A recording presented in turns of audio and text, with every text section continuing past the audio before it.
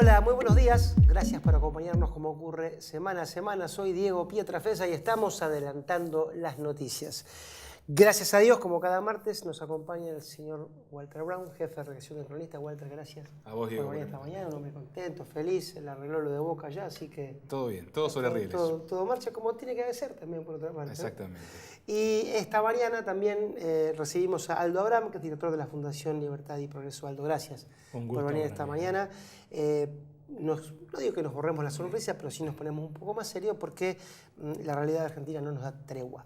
Aldo, el tema tarifas ha dominado la semana pasada y mucha preocupación, no solamente por parte de la gente que tiene que pagar, sino por parte del gobierno, porque ve que es un tema que no parecería tener una solución que deje conformes a todos.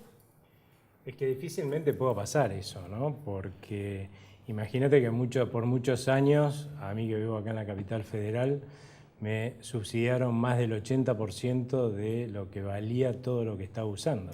Claramente eso ha significado que durante todo ese tiempo yo pude gastar esa plata que me ahorraba en los servicios públicos o en otras cosas, ¿no? En salir, en tener por ahí mejor internet o acceder a mejores servicios privados que mejoraban mi calidad de vida, y de golpe parece que ahora tengo que pagar lo que uso, lo cual es lógico. O sea, a mí me hizo mucha gracia toda la movida de la semana pasada con el tema de tarifas justas. ¿Desde cuándo es justo que un señor que paga lo que corresponde por lo que usa de servicios públicos en el interior pague impuestos para pagarme a mí lo que yo uso acá en la capital federal, subsidiándomelo? Eso no es tarifa justa. Lo justo es que yo pague lo que uso, en todo caso. Ahora, que eso va a significar lamentablemente que muchos de los consumos que yo hacía antes los voy a tener que dejar de hacer y obviamente voy a patalear y me va a doler, y es así. Pero lo justo es que yo pague lo que uso, no que me lo pague otro, ¿no? Porque todas las soluciones que he estado escuchando hasta ahora, la verdad es que son poco serias. Es siempre señalar a otro para que pague lo que yo no quiero pagar. ¿Sí? Incluso dentro de lo que se ha escuchado la semana pasada de oposición. Me parece un poco más razonable que ahora por lo menos se vayan a sentar a discutir, a ver, entre las provincias, la nación y los municipios, a ver cómo hacemos para bajar lo que es la imposición en las facturas, ¿no? Que es altísima, ronda más o menos el 40% como mínimo de la factura, la cantidad de impuestos que hay según las provincias y municipios, ¿no? Y en ese sentido, la verdad es que uno dice, bueno, me va subiendo, me va sacando subsidios, eso hace que yo pague más de tarifa, pero es necesario que también tenga que pagar más de impuestos porque me estás aplicando, al mismo tiempo que me sacas los subsidios, me estás aplicando un impuestazo encubierto, pero me estás aplicando un impuestazo, ¿no? Entonces me parecería lo más lógico discutir esto por ese lado, resolverlo con una baja de impuestos, que debería implicar también que haya una baja de gastos. La otra cosa notable es que si vos comparás lo que es el gasto público primario de la Nación del 2017 sin subsidios y lo comparás con el 2015 también sin subsidios, resulta que en términos del PBI subió. Entonces voy a decir, a ver, entonces incluso quiere decir que ni siquiera usaron ese ahorro que me obligaron a hacer a mí para el Estado, porque lo hice yo, al quitarme los subsidios, para bajar el déficit. O sea, hasta parte de eso te lo gastaste, ¿viste? Y ni hablar en las provincias y en la nación, en los municipios, porque es un desastre lo que han hecho en el gasto en los últimos años, ¿no? Entonces, uno al fin y al cabo entiendo la bronca de la gente, pero habría que apuntarla bien, porque la realidad es que acá el gran problema es que los únicos que estamos haciendo el ajuste en la Argentina somos el sector privado, el sector productivo, y del otro lado la política no hace ningún ajuste, incluso aumenta el gasto. Walter. Vuelve con este tema a colación una de las discusiones que se ha tenido a lo largo de los últimos meses y el último año, que tiene que ver con la carga impositiva, la mencionaba recién en el tema tarifario. La reforma que se intentó avanzar y después todavía no se ha implementado del todo, ¿te parece que puede cubrir estas carencias que tiene hoy la economía argentina, o nos quedamos una vez más a mitad de camino del proceso que debería seguirse naturalmente? Claramente todo esto es gradualista, ¿no? Lo que está planteando el gobierno con la excusa de que la sociedad no aceptaría ir a un paso más rápido.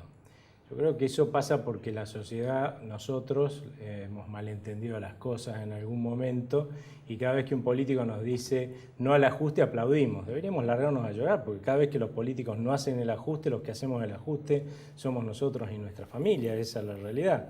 Porque el Estado, en definitiva, o nos cobra más impuestos para pagar esos gastos que va a hacer o nos quita el crédito, que es lo que termina también pasando. Entonces, ¿quiénes se perjudican?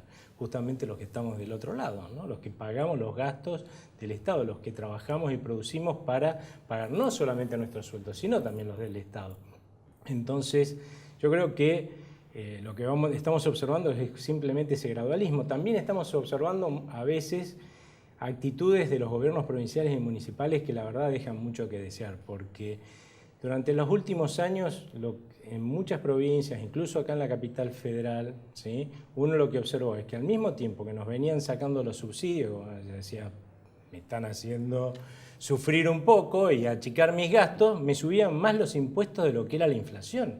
O sea, nos decían, bueno, negocien el próximo año 15% y te suben 35, 38, y vos decís, pero ¿cómo eran? 15% para los salarios, pero vos me subís las tasas y los impuestos 35, 38, 40 y qué sé yo, ¿no? Entonces, aflojen la cincha por algún lado, porque si no la gente es lógico que le estás obligando a hacer un ajuste fenomenal. Un señor que tenía un negocio, ¿sí?, por ejemplo, un lavadero de ropa, que en el 2015 a esta altura le sacaste los subsidios, ¿sí?, le subiste los impuestos en términos de lo que pagaba en el 2015, o sea que este señor, para tener el mismo nivel de bienestar que tenía en el 2015, ni a palo lo va a lograr lavando la misma cantidad de ropa, va a tener que lavar muchísima más, ¿no?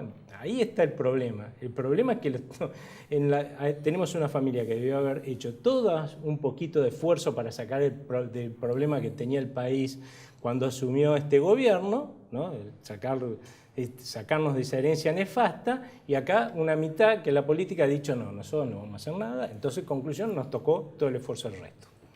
Sí, pensaba también en el caso del lavadero, pero hay otros sectores, que son las cooperativas, ¿no? Tenemos mucha relación por el trabajo nuestro también periodístico, que cooperativas de alimentos, por ejemplo, restaurantes, que, bueno, pues el de la ropa se ensucia, pero el de la comida, si la gente no va a comer, le agrega un problema, que es la baja de consumo también. Y la verdad que llama mucho la atención que no haya planes de contingencia para esas situaciones, ¿no? Que la tabla sea rasa para todos, porque también es desigual, como vos decías, que a lo mejor se subsidiaba a gente que no necesitaba. Cierto es también que cuando se abrió la lista para los subsidios hubo mucho picarón y nadie se bajó, pero lo que yo digo es ver hoy, o jubilados que tienen que pedir préstamos, ¿no?, para pagar una boleta, decir, bueno, ¿dónde está el Estado ahí para decir, bueno, señores, momento, que yo, por ejemplo, soy propietario, soy un trabajador activo, cobro en blanco y tengo un automóvil? Bueno, listo, digo, vos a la bolsa. Yo eso, como decís vos, me molestará un poquito más, me molestará menos, pero diré, bueno, ahora, hay sectores de la cadena social que están muy desprotegidos y que parece que no hay una solución para ellos. Bueno, justamente uno paga impuestos, ¿no?, para que nos subsidien a todo el mundo, como nos venían subsidiando hasta ahora, no para que me subsidien a mí, en una palabra, sino para que subsidien en todo caso a aquellos que los necesitan, ¿no? Ahí es donde hay que poner todos los cañones y ver que el sistema de ayuda en todo caso sea más eficiente. Pero esto de salir a decir, bueno, ahora que no suban las tarifas lo que tiene que subir. Por otro lado, quiero aclarar otra cosa que se suele decir, ¿sí?, es que esto complica la inflación y es uno de los argumentos que dan. Eso es macana, solamente aumenta la inflación en el mes porque es un indicador que tiene ponderadores, ¿sí? La canasta familiar que se mide la inflación tiene ponderadores fijos, entonces claramente cuando suben las tarifas, ahí sube ese mes. La inflación parece que pegaron un salto, pero la realidad de la milanesa es que todos nosotros tenemos un ingreso que es finito, no infinito. Conclusión, acto seguido tenemos que bajar los gastos en todo lo demás porque si no, no nos alcanza la plata para pagar los servicios públicos. O sea que todos los demás sectores, sobre todo lo que son sectores, y eso los perjudica mucho, ¿cierto?, los sectores de servicios privados no van a poder subir los precios en la misma medida que lo hubieran subido si yo hubiera mantenido mi gasto. La conclusión es que la inflación la genera en todo caso el Banco Central con su política monetaria. Ahora, lo que sí es cierto es al revés. Cuanto más inflación genera el Banco Central con su política monetaria más tiene que aumentar las tarifas. Ese es el problema, porque si el Banco Central hubiera cumplido las metas de inflación originales, estamos hablando, ¿no?, del año pasado, y las de este año, que eran 12%, en vez de tener que aumentar más del 37%, como van a tener que aumentar las tarifas, incluido ya el aumento de este mes, para, por ejemplo, la de luz, para que yo pague el 100% de lo que cuesta la luz, hubieran tenido que aumentar el 20%, como mucho. Entonces, más bien miremos las cosas y también identifiquemos cuáles son los verdaderos responsables a veces de que tengamos que pagar más por las cosas de lo que corresponde, ¿no? Walter. Mencionabas la política del Banco Central en materia inflacionaria y uno de los puntos que remarcó en su última presentación Sturzenegger fue el traslado de la suba del dólar, en realidad la depreciación del peso, a los precios y cómo eso afectaba a la inflación y la decisión del Banco Central de volver a intervenir en el mercado, algo que hizo en el día lunes una vez más para frenar la suba de la paridad cambiaria, ¿no? ¿Es una política acertada? ¿Es una política tomada a destiempo de lo que pasó? ¿Por qué llegamos a este escenario en el cual la inflación ha superado las metas? Porque yo creo que tiene conceptos errados el Banco Central. En realidad el tipo de cambio no importa nada. Acá lo que importa es el valor del peso en todo caso, que lo que hemos visto de inflación mucho más alta de lo esperado en el primer trimestre tiene un solo justificativo, y claramente ese justificativo es que desde el 12 de diciembre, cuando se produjeron la convulsión social al frente del Congreso, las dificultades que tuvo el gobierno para aprobar sus proyectos de ley, y después, bueno, sumado al hecho de que de la revisión de las metas de inflación, se generó tal incertidumbre que la gente empezó a dejar de mandar pesos, el peso se empezó a desvalorizar, eso hace que obviamente el tipo de cambio suba, es donde primero uno ve que el peso pierde valor, cualquier moneda pierde valor y se ve primero en el tipo de cambio, y eso a su vez genera más caída de la demanda, porque la gente se asusta. No estamos en Suiza, estamos en la Argentina, ¿no?, que acá ya sabemos cómo terminan estas cosas. Conclusión, el Banco Central no hizo nada. Hasta finales de enero el peso perdió 20% de valor. O sea, ya con lo que perdió de valor el peso hasta finales de enero, las metas de inflación del 15% ya están muertas. O sea, debió haber intervenido mucho antes. El Banco Central compró en el primer bimestre 8.000 millones de dólares. Y hay gente que se preocupa porque estuvo vendiendo 2.300, 2.400 millones de dólares. ¿Para qué queremos las reservas si no es para defender el valor del peso de todos los argentinos? En lo que ahorramos, en lo que ganamos nuestros ingresos. Aldo, la última. A propósito del partido que perdió Argentina con España 6-1, una revista humorística puso en su tapa: peligra la reforma laboral. Porque se sabe que justamente en la época del Mundial se va a tratar esto que es tan sensible para todos y que tiene que ver con las protestas que vos mencionabas del año pasado. ¿Esto traerá más mal humor todavía en la sociedad? ¿Será un momento más de tensión? ¿O el Mundial lo disipará todo? Yo creo, es muy probable que en el mes que viene ya empecemos a discutir este tema. Lo que se dio a llamar reforma laboral, la verdad que la reforma laboral integral por lo menos tenía bastante poco. Era un juntadero de proyectos de soluciones a problemas específicos, lo que presentó el gobierno, ni hay que hablar cómo salió después de la discusión con los sindicalistas, absolutamente diluido. Así que, por favor, por lo menos nosotros tratemos de no hablar de reforma laboral, de algo que encima lo van a mandar en pedacitos ahora, ni siquiera como un paquete, o sea que ya no puede ni hablarse de reforma laboral, lo cual es una lástima, porque acá, a ver, esto es como uno a un hijo siempre lo va a proteger, ¿no es cierto? Vos como padre sí, claro, lo vas a proteger. Ahora, pero siempre vas a tener claro qué es proteger y qué es sobreproteger. Cuando vos sobreprotegés a alguien, le haces un daño, ¿sí? Cuando vos, en materia de legislación laboral, sobreprotegés a los legisladores, como pasa con la legislación argentina, e imponés un montón de costos extrasalariales, como pasa con la legislación argentina, lo único que lográs es que los trabajadores ganen menos, o sea, que sean más pobres, lográs que tengan menos empleo formal y que haya más informalidad. Eso es lo único que lográs. Es cierto, lograste por otro lado que haya un señor que por ahí sea más difícil despedirlo, pero dejaste un montón de gente en una desventaja fenomenal y esa gente que trabaja en la informalidad y que no consigue trabajo no la va a conseguir, ¿sí? Y porque así no funcionan los sistemas en el mundo donde hay bajo desempleo. Anda a ver si hay este tipo de legislaciones laborales. No existen. En el mundo donde hay bajo desempleo, la clave para que haya bajo desempleo es proteger al trabajador lo que es justo y necesario, y a partir de ahí que en el mercado, si un trabajador pierde el empleo, tenga 3 para elegir. En los países como Estados Unidos, como Alemania, no es casualidad que tienen 4 o 5% de desempleo. No es casualidad que una persona tarde promedio 3-4 meses en conseguir un nuevo empleo. ¿Vos sabés por qué tarda 3 o 4 meses? No porque no consiga, sino porque se pone a elegir cuál trabajo va a tomar, cuál es el mejor trabajo para tomar. Esos son los países en los que las cosas funcionan y hay bajo desempleo. En los países donde por cada empleo que se pierde se generan 3 o 4. Acá por cada uno que se pierde nadie quiere abrir un puesto de trabajo porque es un suicidio. Aldo, gracias. Gracias a ustedes. Gracias, Walter. Vos no te vayas, ustedes tampoco. Una pausa y continuamos con el programa.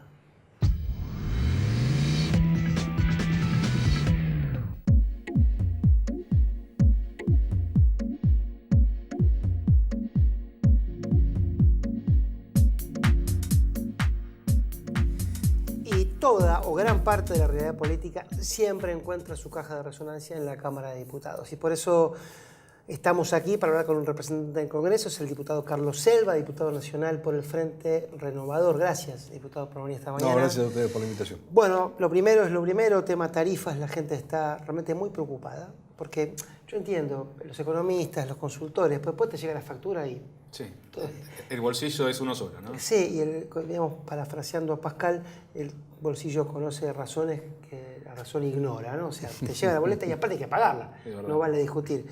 ¿Qué hacemos con eso, diputado? ¿Cómo va la cosa allí? Bueno, primero y principal, hay un fuerte debate en el día de hoy a la tarde. La Comisión de Obras Públicas va a estar reuniéndose para tratar algunos de los proyectos que se presentaron en la sesión que no terminó de cumplimentarse por falta de quórum, y proyectos de nuestro espacio que, en concordancia con el PJ Federal, el Movimiento Evita y demás, hemos tratado de acordar principalmente uno de los temas en cuestión, que recién lo mencionaba el economista Aldo Abraham, que una cosa es que la progresividad de los impuestos no tenga, que el gobierno no la disfrace dentro de lo que es una discusión sobre el tema del valor de la energía. Ese es un primer tema. Hoy el gobierno ha venido incrementando la presión fiscal solapadamente. Esto lo explicó muy bien el economista. La gente tiene que saber que si tenemos el 21% sobre un valor que estamos discutiendo, que la tarifa tenga que tener un valor, que es un tema que merecería un análisis más profundo, no puede ser que linealmente suban todos los impuestos de la misma forma. O sea, el gobierno está recaudando más con el mayor esfuerzo de la ciudadanía, y atribuye solamente que el destino de eso son solamente la energía. No es así, está mintiendo. Bueno, eso es una discusión que nosotros hemos intentado hacerlo de forma progresiva. Estamos discutiendo la limitación de lo que es la tarifa social. O sea, hoy hay un valor de la tarifa social que en los valores que una persona necesita para no estar en el límite de pobreza, estamos hablando justamente de 2 salarios mínimos, y bueno, y eso cuando ya superó ese valor prácticamente entras a pagar, o sea, se empieza a disminuir el valor de la tarifa social, un montón de cosas complejas que lamentablemente, y ahí, si me permitís, nosotros somos legisladores, no hacemos decretos, hacemos leyes, cada uno tiene una propuesta, esa propuesta se discute, se debate, y por eso tal vez hay una frustración de que muchos hablamos de lo que hay que hacer y pareciera que no lo hiciéramos al ciudadano común. Bueno, el Congreso es eso, la discusión de los decretos del presidente son directos, son imperativos y de aplicación directa. Una ley tiene todo un procedimiento, lamentablemente, en eso, y lo marco no por una frustración personal, que por supuesto la tengo, sino porque dentro de una de las estrategias del gobierno de atacar sistemáticamente al Congreso, en algunas cosas a lo mejor fundadamente, pero creo que hoy es el único, y bien lo dijiste vos, es la caja de resonancia, pero además es el único lugar donde estamos poniendo en evidencia montones de situaciones que el gobierno está mal, de los funcionarios que están cuestionados, de algunas cosas que no quedan muy claras. Bueno, hoy es el Congreso de la Nación el que tiene esa responsabilidad, y le digo a los ciudadanos que es el único estamento que ojalá logremos volver a situaciones más razonables y criteriosas del gobierno, que no hay otro ámbito en el que se pueda llegar a lograr, si lo logramos nosotros, ¿no? Por supuesto. Walter. Y ahora, diputado, ¿ustedes qué plantean? ¿Que se retrotraiga el aumento tarifario, que se aplique el incremento pero de otra forma, Claro, diferente a lo que se está proponiendo del gobierno? ¿Cuál es la propuesta? Nosotros estamos hablando de este año y particularmente haciendo mucho eje en este tema de los impuestos. Pretendemos proteger al ciudadano, a la pyme. Yo te digo, y perdóname que por ahí lo mezclo, pero nosotros fuimos generadores de la ley PYME. La ley PYME llevó muchísimo tiempo hasta que pudiéramos llevarla al debate parlamentario. Se sanciona, creo que fue en el mes de junio. Bueno, el primer tarifazo fue en julio. O sea, la ley PYME que prácticamente quedaba sin sustento, porque uno de los mayores problemas que no estaban en el análisis de la ley PYME era una discusión que sabíamos que se iba a llegar, o sea, la discusión de las tarifas. Pero hoy nos pasa que tenemos la necesidad de corregir rápido. Tiene el gobierno la necesidad y la imperiosa de establecer en prioridad el tema de las pymes. Lo que está pasando en la agroindustria, o sea, los tambos, no es un tema de títulos, es un problema. Yo vivo en una ciudad del interior, soy de Mercedes, provincia de Buenos Aires.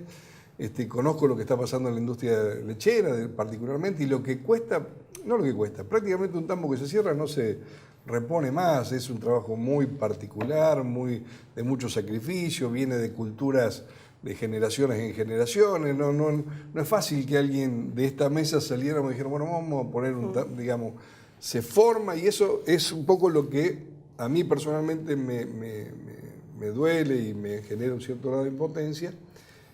Cualquier país que pretenda desarrollarse tiene a la energía como uno de los ejes. El Estado lo único que ha dicho, acá teníamos un problema que no se cobraba lo que se tenía que cobrar y vamos para adelante. Si vos no mirás la energía como eje de desarrollo, y eso tiene que ver hasta, evaluada hasta geopolíticamente, hay lugares donde la incidencia de este tipo de medidas van a poner en crisis localidades completas. Hace poco tiempo, bueno, no me quiero extender, pero digo, hay montones de situaciones que nos marcan no solamente la insensibilidad, que sería un discurso tal vez de más retórica, sino realmente la falta de estrategia del gobierno para ver cómo se desarrolla el país. Es una gran preocupación la que tenemos de no lograr en el diálogo, que sí hacemos nosotros, con algunos funcionarios, con algunos legisladores, proponiéndole cosas que no tienen que ver con la parte más cuestionable de la política, que es el sacar ventaja, que está dentro de las reglas de juego, ¿no? Como está dentro de las reglas de juego, que cambiemos no entrar al recinto a discutir los proyectos. Y la verdad que la gente tiene que saber que los proyectos, por más que entrara Cambiemos, se diera acuerdo y empezara el debate, no se iban a aprobar, porque necesitaban los 2/3. O sea, hizo esa parodia para descalificar al Congreso. Hoy nosotros tenemos que explicar por qué no sesionó, como si hubiésemos sido responsables. Entonces, digo, hay un cúmulo de situaciones del enfoque de la política que está haciendo el gobierno que nosotros imploramos que realmente se rectifiquen en pos de empezar de nuevo un diálogo en serio. Un diálogo no es que ustedes me escuchan a mí, sino que es un diálogo donde intercambiamos opiniones y tratamos de sacar un eje común. A veces nos ponemos de acuerdo, a veces no, pero hoy realmente cierran la puerta a cualquier opinión que no sea la que viene del gobierno. El líder de su espacio viajó con el presidente a Davos, con el primer acto de gobierno, y de respaldo muy fuerte, institucional, lo explicaba él en el sentido de la gobernabilidad. Sí. ¿En qué ha quedado eso? ¿Qué piensa el Frente Renovador respecto a, la pregunta a lo mejor no es muy sencilla, pero digo, en aquella, puede ser discutible o no, pero indudable afán de decir, bueno, che, yo te ayudo, te doy una mano, a nadie le conviene que la cosa reviente, esto lo decimos siempre acá también, pero ahora, pasaron 2 años de eso, ¿dónde está el Frente Renovador? Bueno, primero te contesto la primera pregunta tuya. Nosotros veníamos de primero legitimación a través de la voluntad popular de elegir un presidente de la nación y un sector que se desplazaba de tener el poder pretendiendo que realmente se volcara todos los días el gobierno. Nosotros tomamos una decisión con un costo político muy grande que dijimos, pero que estábamos convencidos, había que acompañar a que el gobierno empezara su transición de gobierno de una distinta forma y no que se tuviera que estar cuidando si íbamos a hacer un juicio político al presidente por alguna decisión. Hoy a veces nos hace ruido, ¿no? por algunas cosas que han venido pasando después. El año 2016 el gobierno sacó 90 leyes estando con 35 diputados menos que ahora.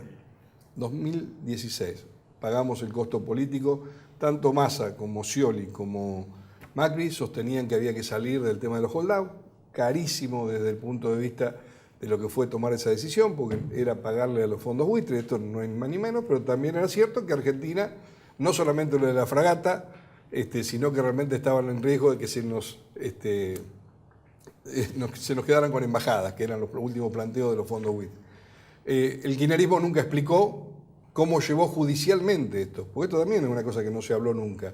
La responsabilidad de defender por la vía judicial, donde habíamos llegado por los fondos buitres en las instancias judiciales, el kirchnerismo nunca explicó por qué perdimos todo, por qué perdimos todas las instancias. Eso no lo explicaron nunca.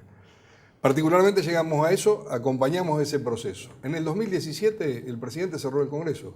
El primer día que vino dijo, bueno, prácticamente más allá de los discursos y las palabras, lo real es que en el 2017 no es que el Congreso no funcionó en sesiones ordinarias por la oposición. No funcionó en sesiones ordinarias porque el presidente de la Cámara es el que define, los únicos temas que se trataron fueron los temas que mandó el Ejecutivo y todos estuvimos bregando para que eso no pasara. O sea, el diálogo cero. En la instancia que hoy estamos y que pretendemos seguir hacia adelante, el bloque del oficialismo no tiene mayoría en la Cámara. En todas las comisiones tiene mayoría, en todas. En todas las comisiones tiene mayoría, más allá de la cantidad de presidencias que tiene en base a un sistema asimilable al don de la distribución. Los únicos proyectos que se pueden tratar en el plenario de la Cámara son los que salen con despacho de las comisiones, lo mismo, si no tenés que tener 2/3, que nadie los tiene. Entonces, ¿qué es lo que estamos diciéndole a la ciudadanía? Si hay cosas que no salen del Congreso, no es porque lo que hemos presentado los proyectos. Yo no presento un proyecto porque tiene por lo menos discutirlo, no es que tienen la verdad revelada, ni mucho menos, pero es el oficialismo el que bloquea en las comisiones el avance de los temas. Y esto que va a pasar ahora, que es el riesgo, volviendo al tema tarifas, ¿qué es lo que dice? Mañana va a haber, a la tarde va a haber comisión de obras públicas, nosotros creemos que va a haber un dictamen favorable. Bueno, el gobierno está jactándose que el presupuesto no va a frenar. Entonces, y estamos hablando de discutir los temas, no estamos hablando de imponer los temas. El Frente Renovador está en ese fuerte debate de construir dentro del justicialismo acuerdos que todavía no son la unificación con fuerza, sino que estamos tratando de hacer una agenda parlamentaria para tratar de buscar la mayor grado de coincidencia, proponer positivamente con responsabilidad de que tenemos una historia, que tenemos muy buenos equipos en todas las áreas, tanto en educación como en economía, que tal vez son los que más trascienden, en industria, pero lo real es que estamos tratando de proponer y respetar que también hay responsabilidades en los gobiernos provinciales, que hay que tratar de acompañar esa realidad compleja que muchas veces se tiene, y hemos hecho un trabajo y que lo vamos a consolidar este fin de semana de vuelta en Córdoba, la segunda reunión, la primera fue en Gualeguaychú, la segunda va a ser en Córdoba este fin de semana, el día jueves, perdón, donde estamos pretendiendo, como digo, hacer una agenda parlamentaria de que se lleve, por supuesto, y ojalá así sea, a una agenda política de coincidencias para realmente llegar a poder ser con mucha expectativa una alternativa para el 2019. Gracias, diputado. No, por favor, un gusto. Walter, muchas gracias. Hasta la semana que viene. Ustedes, gracias por estar allí, gracias por acompañarnos. Nos vemos el próximo martes.